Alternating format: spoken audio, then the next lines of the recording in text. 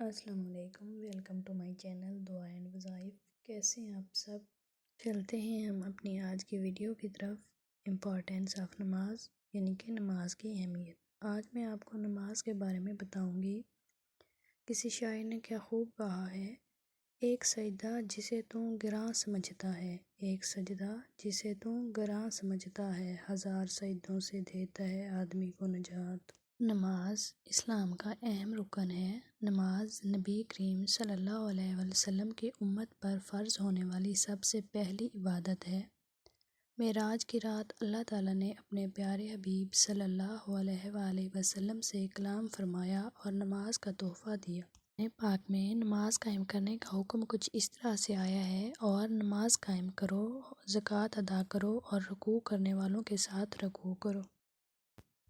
فرمان مصطفیٰ صلی اللہ علیہ وآلہ وسلم ہے، قیامت کے روز سب سے پہلے نماز کا حساب ہوگا، اور جو لوگ نماز میں کوتاہی کرتے ہیں، قیامت کے روز جب ہر عمل کا حساب ہوگا تو اہل جہنم سے پوچھا جائے گا کہ کون سی چیز نے تمہیں ہلاکت میں ڈالا، تو وہ سب اس کا سبب یہ بتائیں گے کہ ہم نماز نہیں پڑھتے تھے۔ نماز مومن اور کافر میں فرق کرنے کا ذریعہ ہے۔ نماز اسلام کی اہم ترین عبادت ہے، اس لیے ہمیں چاہیے کہ قرآن و حدیث میں نماز کی اہمیت کو ذہن میں رکھتے ہوئے نماز کی پابندی کریں۔ اسی میں ہماری آخرت کی کامیابی اور نجات ہے۔ اللہ ہم سب کو 5 وقت کا نمازی بنائے، آمین۔ مزید اچھی ویڈیوز دیکھنے کے لیے چینل کو سبسکرائب ضرور کریں، لائکس اور کمنٹس کرنا نہ بھولیں۔